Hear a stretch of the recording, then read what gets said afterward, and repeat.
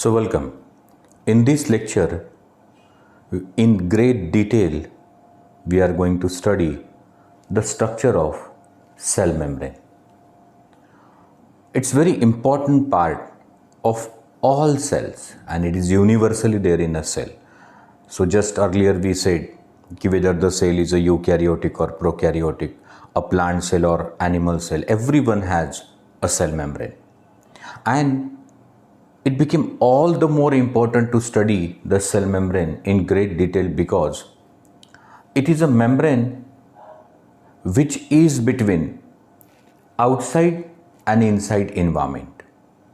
It could connect the interior to exterior, and anyone who has to move in or move out of the cell has to cross through this cell membrane. या video लेक्चरमध्ये आपल्याला sale मेम्ब्रेनचं structure एक great डिटेलमध्ये पूर्ण करायचं है। Sale membrane पे हमारा इतना जोर क्यों है? देखो, सेल कोई भी हो, यदि वो प्लांट सेल है या एनिमल सेल, कोई प्रोकैरियोटिक सेल है या यूकैरियोटिक सेल, सभी को यूनिवर्सली कंपल्सरीली सेल मेम्ब्रेन होती है। और ये सेल मेम्ब्रेन बाहरी वातावरण को अंदरूनी वातावरण के साथ जोड़ती है। म्हणजे बाहेरचं इन्व्हायरमेंट आणि आतमधलं इन्व्हायरमेंट याच्यामध्ये असतं सेल मेम्ब्रेन।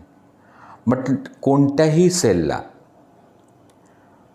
काहीही बाहेरून आत घ्यायचं असेल किंवा आतून बाहेर पाठवायचं असेल, सो आयदर इनवर्ड फ्लो और आउटवर्ड फ्लो कशाचाही करायचा असेल तो त्या सगळ्या पदार्थांना क्रॉस करावंच लागेल सेल मेम्ब्रेनला। म्हणून आपल्याला सेल मेम्ब्रेनचं स्ट्रक्चर डिटेलमध्ये कंप्लीट करायचं आहे, पाहायचं आहे। तो hope you understood the importance of this lecture.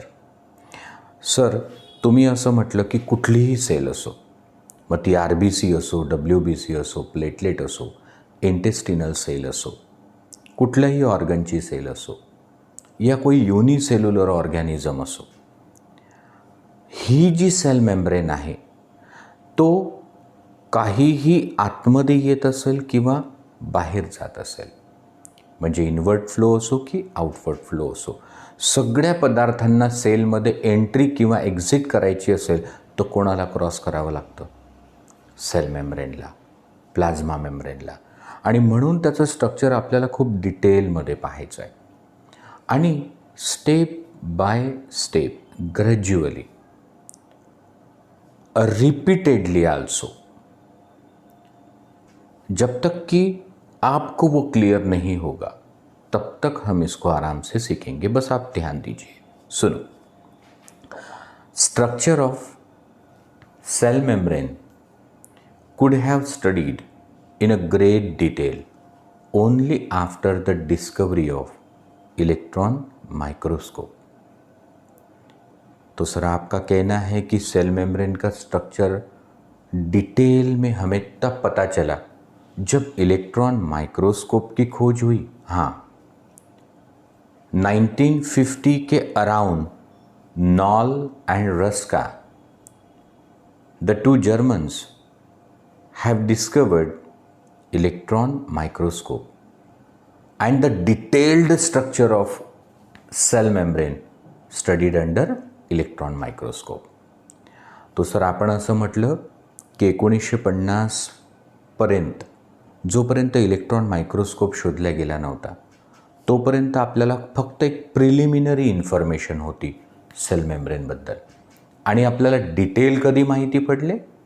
जेव्हा 1950च्या आसपास नॉल आणि रस्का या दोन जर्मन सायंटिस्टनी इलेक्ट्रॉन मायक्रोस्कोपची खोज की, शोध लावला आणि तेव्हाच आपल्याला याचे हे सगळे डिटेल्स माहिती झाले, स्ट्रक्चरल डिटेल्स। सो तोपर्यंत आपलं जे नॉलेज होतं मग सेल मेम्ब्रेनच्या बाबतीत ते कशावर आधारित होतं? So just you sed that We could have known every detail of the cell membrane only after discovery of electron microscope. So before the discovery of electron microscope, whatever the information that we had was based on chemical studies. Those were done on the cell membrane of human RBC. 1950च्या आधी जेव्हा electron microscope नव्हता तेव्हा sale मेम्ब्रेनबद्दल आपल्याला जे ज्ञान होतं, माहिती होती, तर ती RBC म्हणजे इरिथ्रोसाइट. सो हमारे अंदर जो खून है, ब्लड है, उसमें जो RBCs है, तो उस RBC की प्लाज्मा मेम्ब्रेन का जो केमिकल एनालिसिस हुआ था, हमें उस पर से एक लिटिल नॉलेज आया था. और वो इतना मालूम था हमें कि this cell membrane is composed of lipid bilayer and it has protein. Further biochemical studies advanced with time again revealed that the cell membrane also has carbohydrate and cholesterol. तो सर तुम्ही असं म्हटलं की इलेक्ट्रॉन मायक्रोस्कोपचा शोध लागण्याच्या आधीचं जे knowledge होतं सेल मेम्ब्रेनचं, ते RBCच्या सेल मेम्ब्रेनवर जो केमिकल स्टडी झाला त्याच्या आधारे होतं. आणि तेव्हा एवढंच माहिती होतं की सेल मेम्ब्रेन ही लिपिड बायलेयर प्लस प्रोटीनची बनली. मग पुढे अजून बायोकेमिकल स्टडीज झाले ॲडव्हान्स विथ टाइम, आणि त्यांनी असं सांगितलं कि इन दो चीज़ के अलावा वहाँ पर कार्बोहाइड्रेट्स भी है और कोलेस्टेरॉल भी है.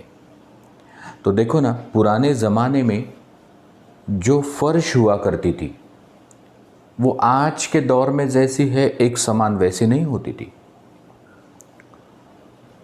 म्हणजे सर तुम्ही असं म्हटलं की आधीच्या काळामध्ये ज्या घरात फरशी बसवल्या जायच्या त्यांना मोझॅक म्हणायचे, कारण छोटे छोटे छोटे छोटे पीसेस एकत्र येऊन ती फरशी बनायची. आताही जुन्या घरांमध्ये जी फरशी आहे ना त्याला मोझॅक टाइल म्हणतात. तो मोझॅक म्हणजे अलग अलग आकार के अलग अलग रंगों की चीज़ें एक साथ आना, रंगी बेरंगी आणि वेगळे शेप्स.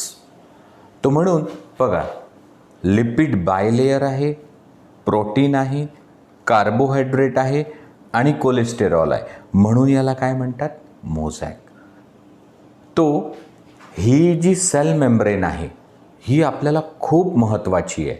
हळूहळू आपण शिकतोय. सध्या आपल्याला काय कळलं, सर आपने कहा कि 1950 के बाद जब इलेक्ट्रॉन माइक्रोस्कोप की खोज हुई तब हमें सारे डिटेल पता चले, पर उसके पहले जब तक इलेक्ट्रॉन माइक्रोस्कोप नहीं था हमें बस इतना पता था कि उसमें लिपिड है, उसमें प्रोटीन है, उसमें कार्बोहाइड्रेट है, उसमें कोलेस्टेरॉल है, और ये सारे हमें जो डिटेल मिले थे वो इंसान के RBC की जो प्लाज्मा मेम्ब्रेन है, सेल मेम्ब्रेन, उसके केमिकल स्टडीज़ ने बताए थे.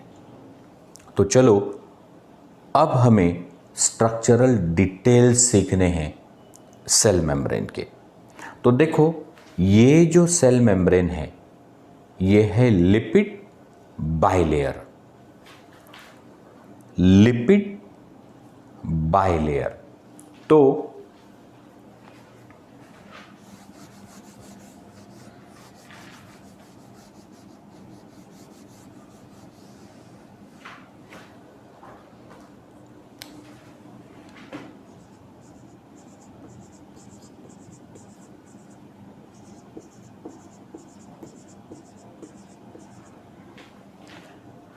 अब हम लोग आराम से लिपिड बायलेयर बना रहे, और आपको लिपिड के बारे में भी एक इन्फॉर्मेशन देंगे, not chemical point of view, not chemistry point of view. जितना आवश्यक है कि जो लिपिड यहाँ है वो फॉस्फोलिपिड है. तो फॉस्फोलिपिड क्या है, इन मराठी मी असं म्हटलं की प्लाझ्मा मेम्ब्रेन किंवा सेल मेम्ब्रेन ही लिपिड बायलेयर आहे. तर आपल्याला आधी लिपिड काय आहे हे समजायचं आहे. लिपिडचे अनेक प्रकार आहे, पण इथे कोणतं लिपिड आहे, फॉस्फोलिपिड. तेही आपल्याला समजलं पाहिजे, तो लक्ष द्या. सो हे सगळे जे मी राऊंड्स काढले, so they are the hydrophilic heads of phospholipid, और इसीलिए मैंने लिखा हाइड्रोफिलिक पोलर हेड्स. तो सर हे हायड्रोफिलिक आहे म्हणजे दे लव the water, they attract the water, they are behind the water. तो देखो ना, सेल के अंदर भी क्या है, फ्लूइड, और सेल के बाहर भी क्या रहता, फ्लूइड. और इसीलिए बाहर की साइड हो या अंदर की हो, वाटर लविंग सब्सटेंस होने चाहिए. और इसीलिए ये जो मैंने यहाँ पर सर्कल्स निकाले वो कौन है, head of phospholipid which are water loving, hydro water, philic loving. अब देखो, ये है उनकी tail.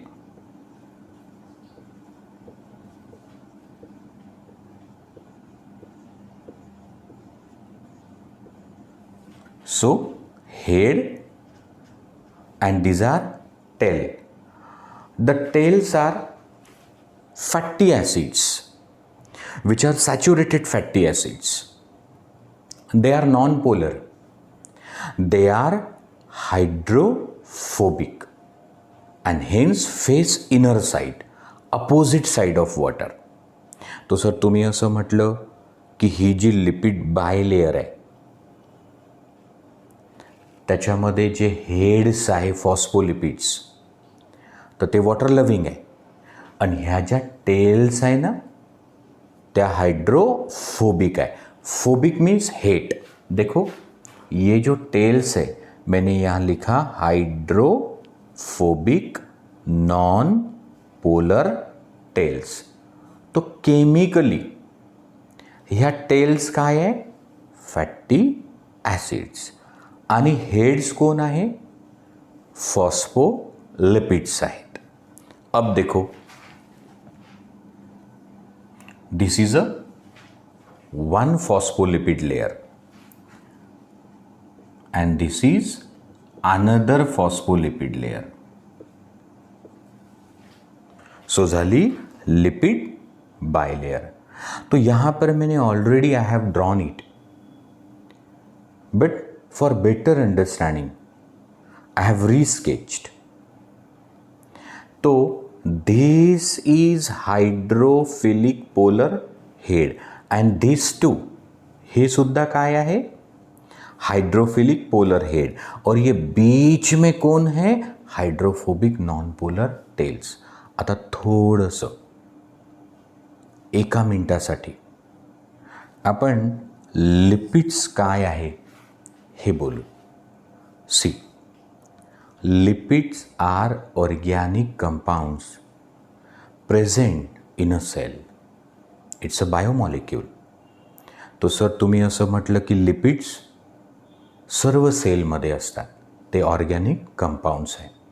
They contain carbon, hydrogen, oxygen. Carbon, hydrogen, oxygen. Lipids are of 4 type. आता आपण काय शिकतो आहे, लिपिड्स काय आहे, कारण थोडं बेसिक नॉलेज पाहिजे आपल्याला की लिपिड बायलेयर आहे, पण लिपिड काय आहे. तो lipids are the organic compounds. They are biomolecule present in a cell. Basically they are composed of carbon, hydrogen, oxygen. Now lipids are of 4 type. Triglycerides, phospholipids, waxes and steroids. Triglycerides म्हणजे एक glycerol आणि 3 fatty acid chain. So biologist has a little knowledge of chemistry and I least bother because the animation will suffice my purpose. And of you too. म्हणजे एखाद्या बायोलॉजीच्या टीचरला chemical structural डिटेल्सशी काही देणं घेणं नाही आणि मला त्याची काळजीही नाही, कारण मला जे सांगायचं ते मी ॲनिमेशननी सांगू शकतो. तो सर तुम्ही असं म्हटलं की लिपिड 4 प्रकारचे असतात. ट्रायग्लिसराइड्स म्हणजे 1 ग्लिसरॉल आणि 3 फॅटी ॲसिड्स. ओके, समजा हा एक ग्लिसरॉल आहे. ओके, आणि याला हे 3 फॅटी ॲसिड्स झाले ट्रायग्लिसराइड्स. तुम्हाला थोडं नॉलेज हेही असेल की triglycerides which are liquid at room temperature are called oils and triglycerides which are solid at room temperature are called fats. तो हो सर, ट्रायग्लिसराइड समजलं की त्याच्यात असतो ग्लिसरॉल आणि 3 फॅटी ॲसिड्स. आणि ट्रायग्लिसराइड जे लिक्विड असतात रूम टेम्परेचरला ते ऑइल आणि जे सॉलिड असतात रूम टेम्परेचरला ते कोण? ते झाले फॅट्स. आता दुसरं फॉस्फोलिपिड, तिसरं वॅक्स मोम, चौथं steroids. So steroids is heard by everyone. आपले काही हार्मोन स्टिरॉइड्स आहे, जसं मी सांगितलं की पुरुषाचे सेक्स हार्मोन टेस्टोस्टेरॉन, माता भगिनींचे सेक्स हार्मोन इस्ट्रोजेन प्रोजेस्टेरॉन, काही ॲड्रेनल कॉर्टेक्सचे हार्मोन ग्लुकोकॉर्टिकॉइड, मिनरॅलोकॉर्टिकॉइड, सेक्स कॉर्टिकॉइड्स म्हणजे अँड्रोजेन्स. हे सगळे कोण आहे? स्टिरॉइड. मग सांगा बरं आता लिपिड किती प्रकारचे असतात? 4. ट्रायग्लिसराइड, फॉस्फोलिपिड, वॅक्स आणि स्टिरॉइड्स. मग आपल्याला कोणाशी मतलब आहे? फॉस्फोलिपिडसोबत. पण फॉस्फोलिपिड समजण्यासाठी ट्रायग्लिसराइड समजायला पाहिजे. मग ट्रायग्लिसराइड म्हणजे ग्लिसरॉल आणि 3 फॅटी ॲसिड्स. आता असं करा, ये मैंने क्या चीज़ हटा दी? तो सर आपने 3 में से 1 फॅटी ॲसिड हटा दिया. ठीक आहे. आता किती फॅटी ॲसिड राहिले? 2. हा कोण आहे? ग्लिसरॉल. बरोबर. आता याला अटॅच करायचं आहे इनऑर्गॅनिक फॉस्फेट. इनऑर्गॅनिक फॉस्फेट म्हणजे ज्याला आपण असं लिहू शकतो किंवा असं लिहू शकतो. इनऑर्गॅनिक फॉस्फेट IP और PI.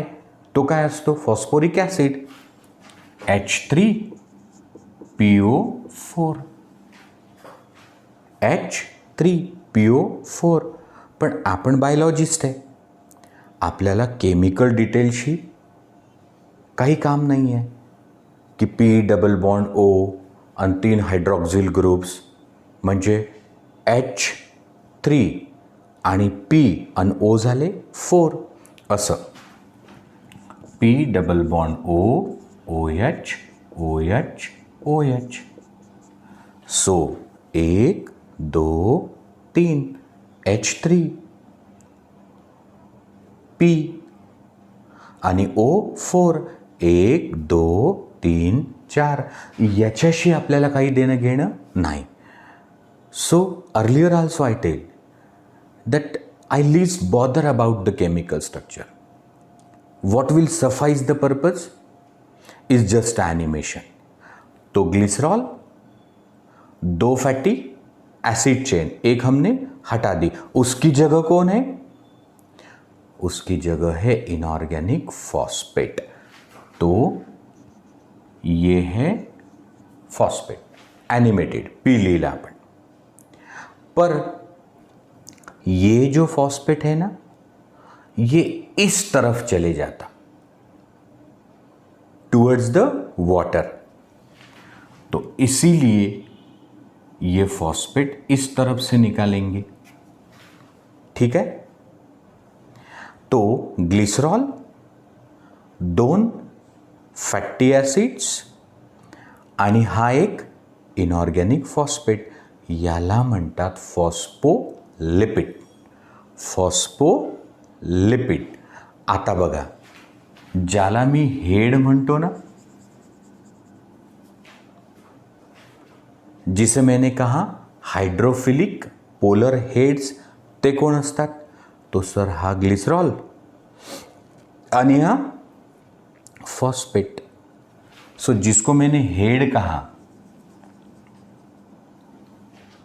वो कौन है? तो सर ग्लिसरॉल आणि फॉस्फेट. आणि ज्या टेल आहे त्या, सो ह्या आहे त्या दोन टेल. हे इथं काढल्या ना मी दोन दोन, त्या कोण आहे? Fatty acids. They hate water. So बाहर भी पानी, अंदर भी पानी, इसीलिए they are protected from aqueous environment. They are on inner side. तो यहां पर देखो, सो ये है फॉस्फेट एंड ग्लिसरॉल्स म्हणजे हेड, और ये दो दो पूंछ मैंने जो निकाली वो फॅटी ॲसिड्स. तो अशी असते प्लाज्मा मेम्ब्रेनमध्ये लिपिड बायलेयर. देखो यहां पर ये सारे कौन है? Hydrophilic polar heads. काय असेल याच्यात? Sir phosphate, glycerol. इसी चित्र को मैं खड़ा करता हूं. सो हा ग्लिसरॉल, याला फॉस्फेट आणि हे आहे फॅटी ॲसिड्स. सो ह्या झाल्या दोन लिपिड बाय लेयर. दोन म्हणजे बाय. तो ये जो लिपिड बाय लेयर है, उसके बाहर से और अंदर से हाइड्रोफिलिक पोलर हेड्स, और बीच में कौन है? Hydrophobic non polar tails. तो मग प्लाज्मा मेम्ब्रेन किंवा सेल मेम्ब्रेन, इसमें केवल लिपिड बायलेयर है? नहीं, और भी कुछ है. क्या है? प्रोटीन. तो सर अब यहां प्रोटीन्स कहां रखोगे? तो तुम्हाला समजावं म्हणून मी इथे प्रोटीन्स नाही काढले. आधी लिपिड बायलेयर काढली, आता मी त्याच्यात टाकतो proteins. See, on the basis of ease of extraction, on the basis of ease of extraction, निकालना आसान है या कठीण है, याला आपण काय म्हटलं? Ease of extraction. म्हणजे काढणं सोपं की कठीण. So depending upon ease of extraction there are two type of protein. जरा देखो तो.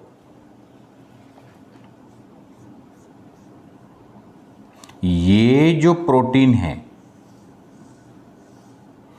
Which is totally embedded in a lipid bilayer, totally embedded, घुसलेला पूर्ण, डिफिकल्ट फॉर एक्स्ट्रॅक्शन. तो हा जो प्रोटीन आहे याला म्हणायचं इंटेग्रल प्रोटीन. ओके. तो sir you sed lipid bilayer and some protein which are totally embedded, they are called integral protein. But some protein molecules are partially embedded. म्हणजे काही protein molecule जे आहे ना, ते पूर्ण घुसलेले नाही आहे. अब इसे जरा देखो.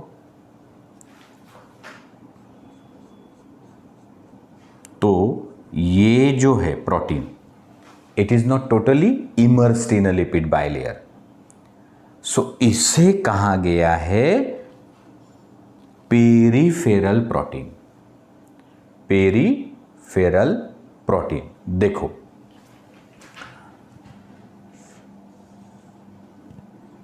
lipid bilayer. Lipid bilayer having hydrophilic polar heads facing aqueous medium and hydrophobic non-polar tails which are on inner side. अब हमें दिखाने हैं proteins.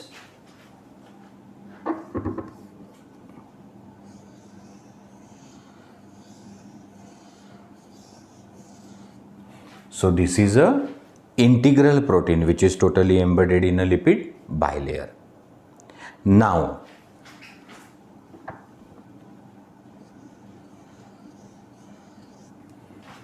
this is another protein which is partially embedded into the lipid bilayer. मग झाले दोन प्रकारचे protein. कोणते? Integral protein आणि पेरिफेरल प्रोटीन. इंटिग्रल प्रोटीन आणि पेरिफेरल प्रोटीन. आगे सुनो. ये जो पेरिफेरल प्रोटीन्स हैं उनको कार्बोहाइड्रेट चेन रहती.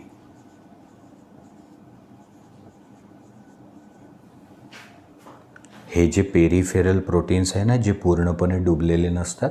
म्हणजे समजा एखादा केक असेल आणि त्या केकमध्ये चेरीज असतील आणि त्या अर्ध्या डुबलेल्या आहे आणि अर्ध्या वर आहे, तर त्याला म्हणायचं पेरिफेरल प्रोटीन. आणि जी चेरी पूर्ण गाळलेली आहे, दिसत नाही, तिला काय म्हणायचं? Integral protein. तो हे काय काढले मी? तो sir this is carbohydrate chain. तो integral protein, peripheral protein, carbohydrate chain. तो जब प्रोटीन से जुड़ता कार्बोहाइड्रेट तो उसे कहते ग्लाइकोप्रोटीन. प्रोटीनला कार्बोहाइड्रेट जुळलं की काय म्हणतात? ग्लाइकोप्रोटीन. अब देखो ये बीच बीच में है कोलेस्टेरॉल, मध्ये मध्ये काय आहे? कोलेस्टेरॉल. सर ये कोलेस्टेरॉल का काम क्या है? They impart stability to this lipid bilayer. म्हणजे सेल मेम्ब्रेनला स्टॅबिलिटी द्यायचं काम करतात. सर इन प्रोटीन्स का क्या काम है? They act as a channel for transport of certain large molecule from outside to inside or inside to outside in Marathi. हे जे प्रोटीन्स आहे यांचं काय काम आहे? तो सर काही पदार्थ मोठे आहे ज्यांना आतमध्ये यायचं असेल किंवा बाहेर जायचं असेल तर त्यांच्यासाठी चॅनल कोण आहे? जसं रूमला विंडो असते, तो धूळ किंवा ऑक्सिजन तर कुठूनही येईल, पण काही मोठी गोष्ट आपल्याला बाहेर द्यायची असेल, आतमध्ये घ्यायची असेल तर विंडोज असतात. So this are the sort of windows. तो ट्रांसपोर्ट में मैं अच्छी तरह से बताऊंगा. अभी तो हम उसका स्ट्रक्चर देख रहे हैं. So this is lipid bilayer. Integral protein, peripheral protein, carbohydrate and cholesterol. तो सर ये जो मॉडल है ये किसने दिया? The world wide accepted model for the structure of plasma membrane was proposed by Singer and Nicolson 1972. दुनिया ने जिसे स्वीकृति दी, ऐसा सेल मेम्ब्रेन का model for its structural detail जिन्होंने प्रपोज किया वो थे Singer and Nicolson 1972 in Marathi. जगाने सेल मेम्ब्रेनचं स्ट्रक्चर कसं असावं यासाठी जे मॉडेल स्वीकारलं, एक्सेप्ट केलं, ते मॉडेल कोणी दिलं? सिंगर आणि निकोलसन 1972. आणि त्या मॉडेलचं नाव होतं fluid mosaic model. Fluid mosaic model. NEET question. The fluid mosaic model for plasma membrane was proposed by Nicholson and Singer, 1972. The worldwide accepted model for the structure of plasma membrane is fluid mosaic model. तो मैंने पहले ही बताया कि क्यों इसे mosaic कहते हो sir. आपने कहा कि जैसे घरों में मोज़ैक टाइल होती है तो उसमें अलग अलग ज्योमेट्रिकल शेप ऑफ अलग अलग रंग एकत्रित होते, त्याला मोझॅक स्ट्रक्चर म्हणतात. आणि फ्लुइड नेचर आहे म्हणजे काय. अब इस बात को देखो. The nature of a plasma membrane is fluid means it अलो lateral movement of the protein. Fluid nature of plasma membrane means it allow lateral movement of the protein. Sir समझ low नहीं. अब देखो, मैं कोई कंप्यूटेड एनिमेशन तो नहीं use करता, बिकॉज संसार की सबसे उत्तम शिक्षण पद्धति है बोर्ड एंड पेन. मेंदूची कल्पना शक्ति संपते एनिमेशन से. तो मैंने क्या किया देखो, ये है इंटेग्रल प्रोटीन, ये है पेरिफेरल प्रोटीन. पहा बरं आता, इंटेग्रल प्रोटीनच्या कोणत्या साईडला पेरिफेरल दाखवलं मी, तो सर लेफ्ट साईडला. आणि लगेच खालची डायग्राम पहा. अब देखो, इंटेग्रल प्रोटीन के पेरिफेरल प्रोटीन कौन से साइड में गया, राइट साइड में. मतलब ये जो प्रोटीन है ये यहां कैसे पहुंचेगा, due to its lateral movement. म्हणजे इकडची गोष्ट तिकडे जाऊ शकते, तिकडची गोष्ट इकडे येऊ शकते. सो ही झाली lateral movement. So lateral movement कब पॉसिबल है, जब किसी लेयर का नेचर फ्लूइड है, क्योंकि मूवमेंट किस में हो सकती, फ्लूइड नेचर में. तो सर प्लाज्मा मेम्ब्रेन का नेचर फ्लूइड होना आवश्यक है जी, because the cell grow. So growth is allowed, expansion is allowed if the nature is quasi fluid nature. Also this nature is required for transport of substances in and out. म्हणजे ही तुमची एखादी sale आहे, हिला glucose घ्यायचं असेल, fructose घ्यायचं असेल, ॲमिनो ॲसिड घ्यायचे असतील, मिनरल्स घ्यायचे असतील, वाटर अंदर लेना है, ऑक्सीजन अंदर लेना है, और अंदर जो गंदगी है सॉरी, जैसे कार्बन डाइऑक्साइड, नाइट्रोजिनस वेस्ट, इसे बाहर फेंकना है. तो अंदर बाहर करने के लिए उसका नेचर फ्लूइड नेचर होना चाहिए. तो सर तुम्ही म्हटलं it is very important that the nature of the plasma membrane must be fluid because it allow the expansion और growth, it allow the substances to go inward and outward. Also for endocytosis, कुछ चीज़ों को निगलना हो. Also important for secretion purpose, और इसीलिए इसका nature ज़रूरी है कि वो फ्लूइड होना चाहिए. अब हमने ये देखा कि this is lipid bilayer, integral protein, peripheral protein, carbohydrate chain, cholesterol molecules है. ये है उसके 4 कंपोनेंट. सर ये प्लाज्मा मेम्ब्रेन में मेन कोण है, सेल मेम्ब्रेन मध्ये मेन कोण आहे, तो इसमें मेन है लिपिड एंड प्रोटीन.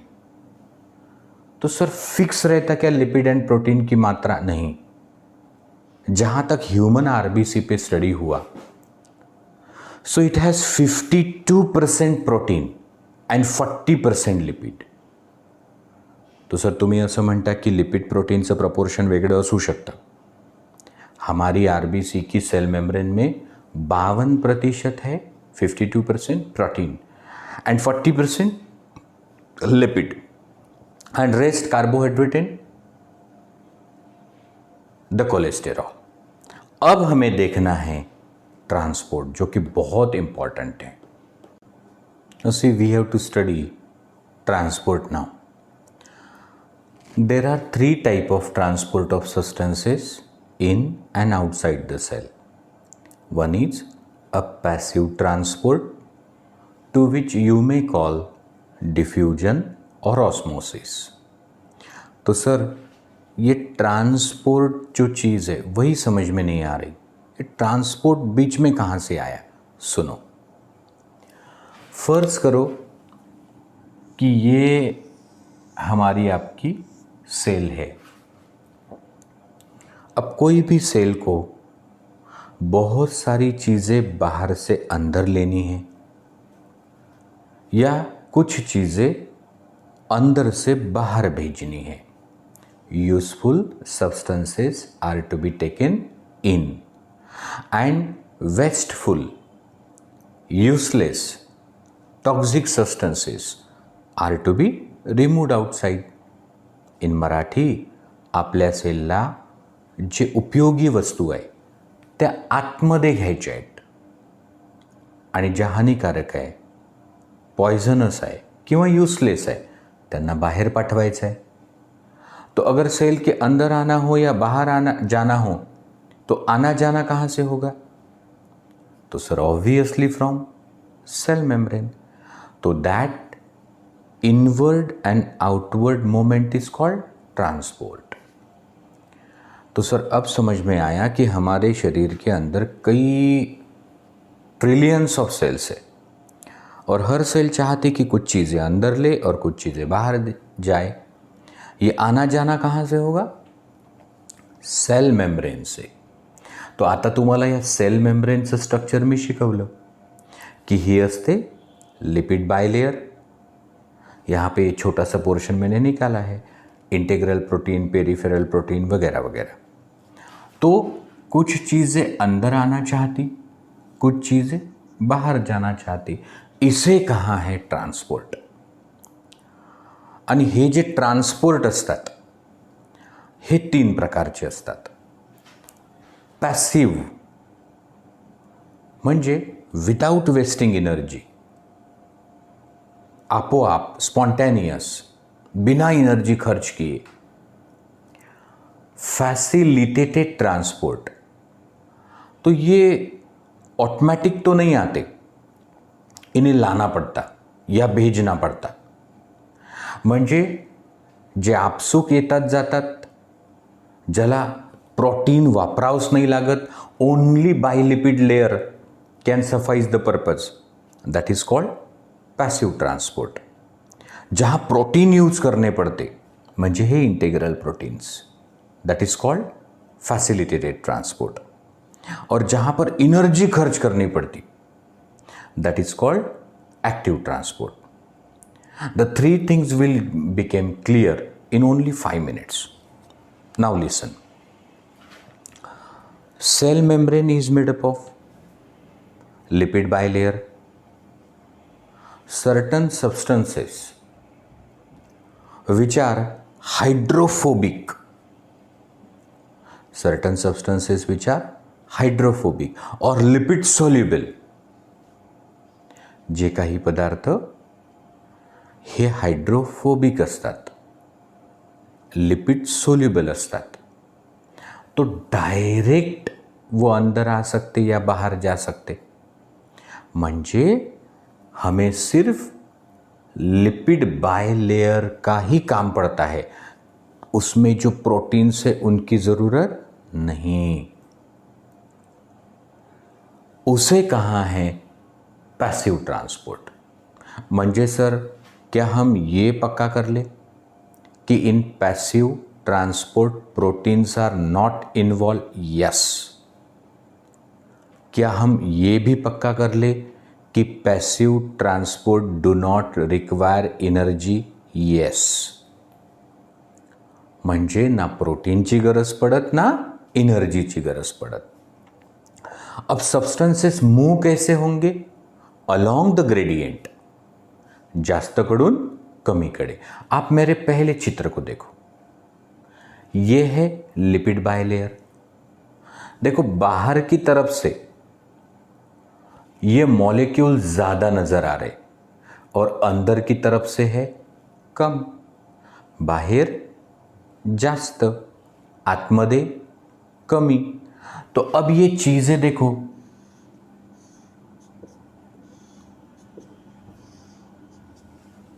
जर्र से नीचे आती है फ्रॉम द लिपिड बायलेयर. प्रोटीनची गरज नाही. का? क्योंकि ये जो चीजें हैं वो लिपिड सोल्यूबल है, हाइड्रोफोबिक है. तो सर हाइड्रोफोबिक क्यों? ये जो इंटीरियर है ये हाइड्रोफोबिक है, तो यहां से जाने में कोई दिक्कत नहीं है. तो सर ऐसी कौन सी चीज है बताओ जो सेल के अंदर आसानी से जा सकती अंदर या बाहर आसानी से जा सकती बाहर? म्हणजे अशा कोणत्या गोष्टी आहे सांगा की ज्या वस्तू आतमध्ये येऊ शकतात, बाहेर जाऊ शकतात सहज? It is the gases. हमारी आरबीसी अंदर लेना चाहती ऑक्सीजन इन लंग्स और लंग्स को देना चाहती कार्बन डाइऑक्साइड. तो कार्बन डाइऑक्साइड एंड ऑक्सीजन ये छोटे मॉलिक्यूल्स हैं और लिपिड बायलेयर से आसानी से चले जाते, पण जास्तकडून कमीकडे. तो अब आप देखो पहला point, passive transport do not use proteins. यहां प्रोटीन की मदद लेने की जरूरत नहीं. मेरी डायग्राम्स बहुत सिंप्लीफाइड है, इनको ध्यान में रखो. तो सर पॅसिव्ह ट्रान्सपोर्टमध्ये प्रोटीन्स इन्व्हॉल्व होत नाही. एनर्जी खर्च करण्याची गरज नाही. No waste of energy. And the process is along the concentration gradient, that is from high concentration to low concentration. जास्तकडून कमीकडे असते. अब देखो फैसिलिटेटेड ट्रांसपोर्ट. अब जो चीजें हैं उनकी साइज बड़ी है, तो जो चीजें हैं उनकी साइज अब बड़ी है, या दे आर वाटर लविंग. ऐसी चीजें आसानी से नहीं जाती, उनको ले जाना पडता. म्हणजे काही पदार्थ असे असतात ज्यांचा आकार मोठा असतो, ते लिपिड बायलेअरमधून घुसत नाहीत आणि ते वॉटर लव्हिंग असतात. आणि इंटीरियर कसं असतं? तो सर इंटीरियर आपने कहा कि इट इज हाइड्रोफोबिक. तो उन चीजों को ले जाने के लिए ये रहते प्रोटीन चैनल्स. तो इन प्रोटीन चैनल से चीजें आ सकती है अंदर या जा सकती है बाहर. So when the transport inward और outward occur with the help of protein molecule, with the help of protein molecule, it is facilitated transport. तो पहिला काय फरक आहे या दोघांमध्ये? तो sir in passive transport proteins are not used, they are not involved. and in facilitated transport the movement occur through protein. ये फर्क है सर. ये हुआ along the concentration gradient, ज़्यादा से कम की तरफ. ये भी ज़्यादा से कम की तरफ. कॉन्सन्ट्रेशन ग्रेडियंट म्हणजे अलॉंग ग्रेडियंट म्हणजे उतार, जास्तकडून कमीकडे. तो जर टेकड्यावरती सायकल असेल तर खाली उतरायला पायडल मारावं लागतं का? नाही, एनर्जी लागत नाही. पहा बरं, दोनों में एनर्जी नहीं लगती. पैसिव ट्रांसपोर्ट हो या facilitated, energy is not required. दोनों होते अलोंग द कॉन्सेंट्रेशन ग्रेडियंट, ज़्यादा से कम की तरफ. तो फर्क क्या पड़ा? सर फर्क ये पड़ा कि अगर लार्जर मॉलिक्यूल्स है, अगर मॉलिक्यूल हाइड्रोफिलिक है तो वो लिपिड उसको जाने नहीं देता. फिर किसको यूज करना पड़ता? प्रोटीन. तो ऐसी कौन सी चीजें हैं? Sir glucose, fructose, calcium ions, water, glucose, fructose, calcium ion, water, they utilize the proteins. अब ये चीज़ें आज आपको इसका महत्व नहीं है। आप मेडिकल में MBBS में जाओ या कोई भी लाइफ साइंस में जाओ, फिर आपको लगेगा की काश मुझे पहिले पता होता। आता त्याचं महत्त्व नसतं, म्हणून ज्यांना महत्त्व वाटतं ते लक्षात ठेवा कि पैसिव ट्रांसपोर्ट जो रहता वो डिफ्यूजन या ऑस्मोसिस रहता। यहाँ पर चीज़ें ज़्यादा से कम की तरफ जाती without protein, without energy. Facilitated transport तो यहाँ प्रोटीन्स इन्वॉल्व है, ज़्यादा से कम की तरफ चीज़ें जाती विदाउट एनर्जी। अब देखो आखिरी active transport, now this use the energy currency that is ATP. So biological energy currency is ATP. जैसे हम व्यवहारिक जीवन में किसी भी चीज़ का मूल्य रुपये के आधार पर निर्धारित करते की जे मार्कर असेल हा 30 रुपयाचा असेल, हा बोर्ड असेल तो 1200 रुपयाचा असेल, एखादा पंखा असेल 2200 रुपयाचा असेल। तो जैसे हम है ना किसी भी चीज़ का मूल्य रुपए में लगाते, वैसे सेल के अंदर जो एनर्जी की करेंसी है दैट इज ATP। तो अब कुछ चीज़ें ऐसी है जो ले जानी पड़ती कम से ज़्यादा की तरफ, कमीकडून जास्तकडे, और ये क्या चल रहा था, जास्तकडून कमीकडे। तो सर अगर नीचे से हमें किसी टीले पे सायकल चढानी है, म्हणजे चढ असेल तो खूप खर्च होईल एनर्जी। तो when the substances are to be moved from less concentration to more concentration, because it is very important, तो दैट इज एक्टिव ट्रांसपोर्ट।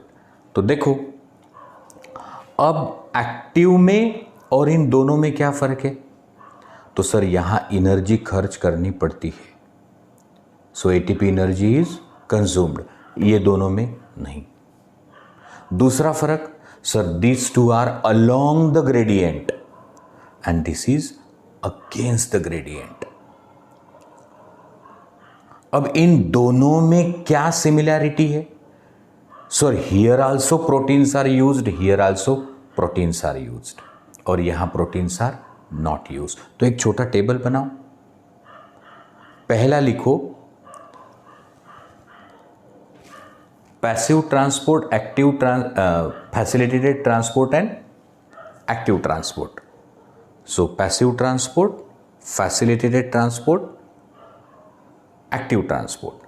पहला point, energy not required, not required, required. Proteins not required, required, required. Concentration gradient along gradient, along gradient, against gradient. तो ऐसे हम फर्क कर सकते और इसको ध्यान में रख सकते। तो ये सब क्यों पढ़ा रहे सर, तो वही मैंने बताया कि ये है मेरी आपकी एक सेल, इसे पानी चाहिए, फैसिलिटेटेड ट्रांसपोर्ट। ग्लूकोज चाहिए, एक्टिव ट्रांसपोर्ट। इसे ऑक्सीजन चाहिए, CO2 फेंकना है, पैसिव ट्रांसपोर्ट। तो यहां हमारी डिटेल में कंप्लीट होती है सेल मेम्ब्रेन। साथ में एक इंपॉर्टेंट एस्पेक्ट हमने स्टडी किया, आपकी ब्रीफ नोट्स में भी ऐसा ही आना चाहिए।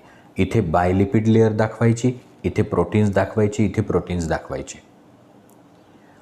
तो इस तरह से अभी आपका सेल मेम्ब्रेन कंप्लीट हुआ। मेरा जो अगला लेक्चर होगा उसमें होगा cell wall and endomembrane system, that is endoplasmic reticulum, Golgi bodies, lysosome and vacuole. Thank you, God bless you.